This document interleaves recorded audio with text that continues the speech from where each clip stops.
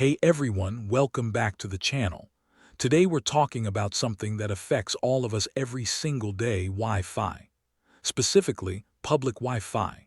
You know, the free networks at coffee shops, airports, hotels, shopping malls. Now I know what you're thinking.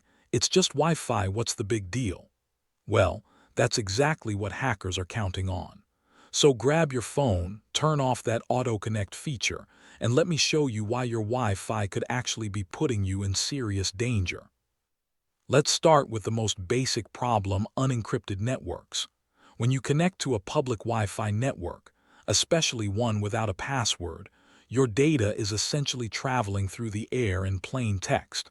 Think about that for a second. Every website you visit, every message you send, every password you type, it's all visible to anyone else on that network who knows what they're looking for. And here's the kicker. It doesn't even require advanced hacking skills anymore. There are free tools available online that literally anyone can download to spy on public Wi-Fi traffic. We're talking about a 15-year-old with a laptop and 20 minutes of YouTube tutorials. So if you're sitting in Starbucks checking your bank account on their free Wi-Fi, yeah, someone could be watching. Now let's level up to something even scarier, the man-in-the-middle attack. This is when a hacker literally positions themselves between you and the internet connection. Here's how it works. You think you're talking directly to your bank's website, right? But actually, your data is going through the hacker's device first. They can read everything, they can modify it, they can capture your login credentials, and you have absolutely no idea it's happening. Your banking app, compromised. Your email, they're reading it. Your passwords, saved to their computer. And the worst part, everything looks completely normal on your end.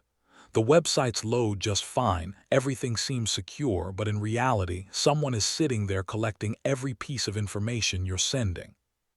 But wait, it gets worse. Let me introduce you to something called evil twin networks. This is probably one of the most devious tactics out there. Hackers create fake Wi-Fi hotspots with names that sound totally legitimate. Airport free Wi-Fi, Starbucks guest, hotel lobby, names you'd expect to see and trust. You connect to it thinking it's the real deal, but it's actually a trap set up by a cybercriminal. And once you're connected, they control everything. Every website you visit, every app you use, every password you enter, it all goes directly through their system first. They can redirect you to fake websites, steal your credentials, inject malware, pretty much anything they want. The scary part, you can't tell the difference between a real network and an evil twin just by looking at the name. They look identical. Alright, let's talk about malware.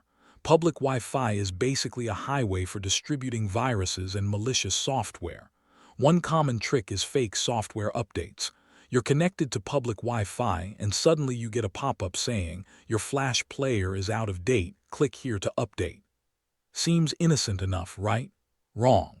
That's malware disguised as a legitimate update.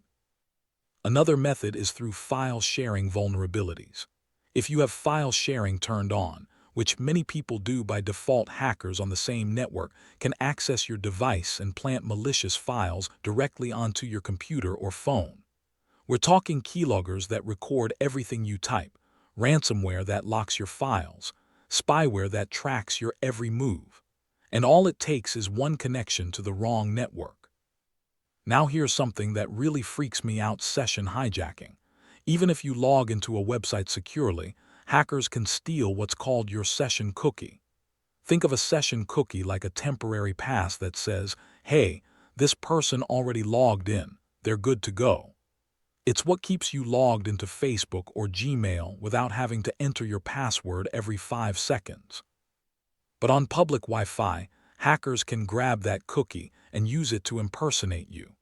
They can access your social media accounts, read your emails, make purchases, all while you're still legitimately logged in on your device.